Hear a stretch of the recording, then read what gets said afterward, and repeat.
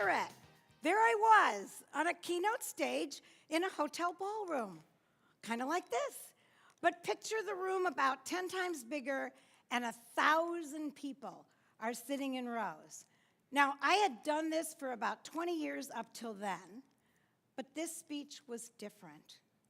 I had been on the stage, keynote speaking everywhere, big audiences, big fees, standing ovations, but this speech was different. I wanted to be an actress, so I had been on the stage since I was 5, singing and acting and dancing.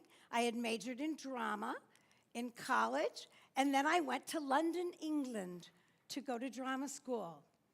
And I came back, and I went to a weekend training, 2 weekends. And this guy on the stage, this trainer, said something that changed my life. He was talking about how to live life with intention.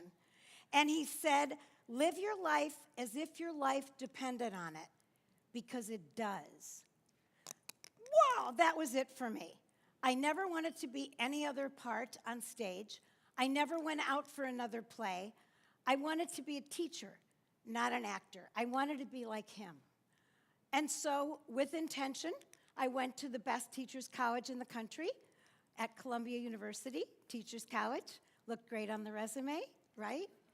I worked at Walt Disney, great on the resume, right? Human resources. I trained people in lots of classes and workshops. I was a real teacher, but this speech was different. Now, I had connected with my audience. They laughed at my jokes. I was known for that. And I had connected with them individually, but after the speech. They would come up to me after I would speak, and they'd say things like, I want to work for you, or I want to be your friend, or I want to be you. And it was really all about me. Then a few years later, I thought I had evolved. I had connected even harder with them, because they would come up to me after the speech and they'd say things like, you must have been in our car. You really nailed it when you talked about my husband and me talking. I think I have a story for your speech, they would say. And they would add to my speech so they were really connecting. But this speech was different. Now, up until this speech, they had started chatting, murmuring softly when I was speaking, because they connected, and they were elbowing each other and talking about what I was saying. But this speech, they started being very loud. The first 2 rows were talking, and they were women. I remember that. I'm not sure about the speech, but I know they were women. And they started talking really loud in full voice, connecting with my speech. And instead of talking louder, I stopped talking. And I did something I had never done before, but it seemed natural at the time. I took the microphone, because I always had a handheld mic, and I turned it toward them. And I smiled and nodded. I urged them on. And they kept talking. And then they stopped talking.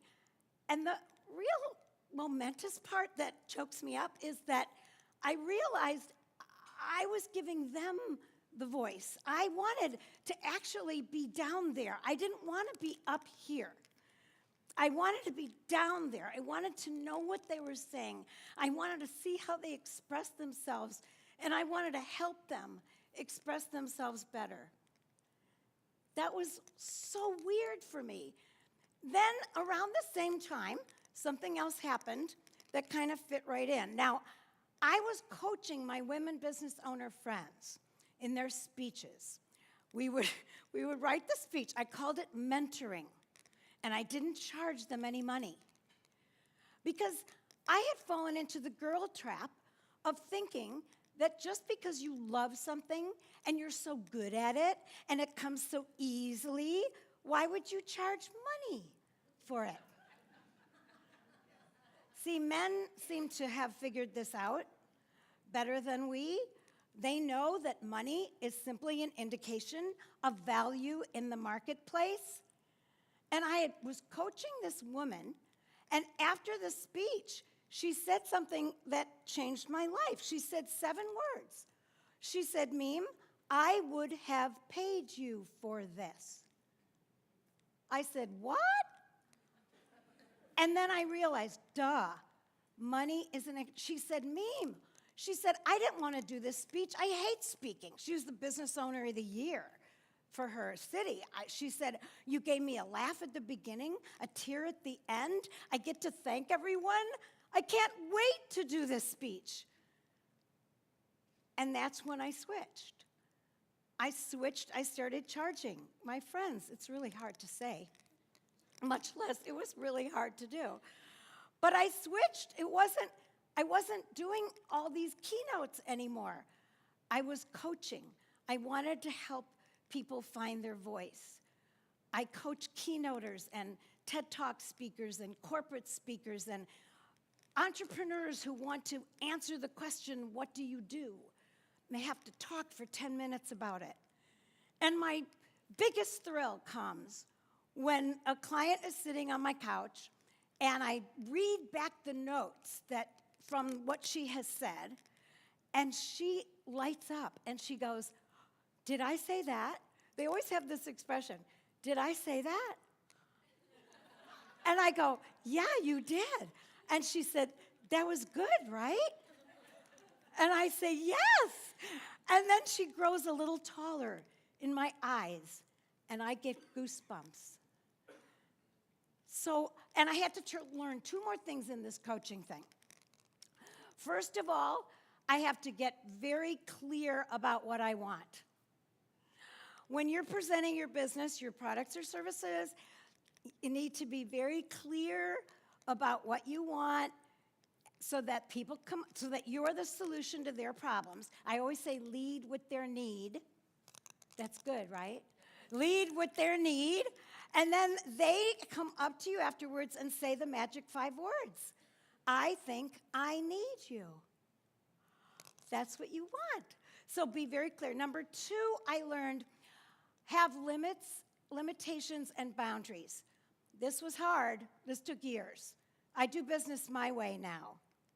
I invite you to do the same. I have 2 prerequisites for people who want to work with me. First of all, you have to be very clear about what you're selling, and very clear. Second thing, you have to be able to say, I'm good, without flinching. Seriously, and speaking of flinching, my mother was so wrong when she said this one thing. She said, Miriam, that's my real name, you don't need to toot your own horn. That is so not true, right? Here I am on the Sue stage, tooting my own horn, telling my story. I am telling you, I resisted this so hard. Oh, I told Michelle, no, I can't talk about me. It's not about me. I talk about subjects, the subjects of my books. She goes, no, you have to talk. Seriously, those couches were brilliant, and I resisted the whole way. I gave them lots of yeah buts. Yeah, but. And finally, I surrendered to the process. And I'm so glad I did. And I will tell you to do the same. Own your story. You have something unique and wonderful to say. We all do. And you all have a why story. The why about why you do what you do. What really lights your fire? And here's mine. I lived for the bright lights of Broadway and then the keynote stage. But what really lights me up are the bright lights in my clients' eyes when we come up with a sentence they can hardly wait to say.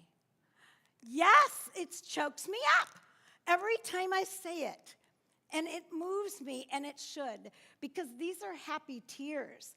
They show me that I'm not only living with intention, I'm leading with intention too.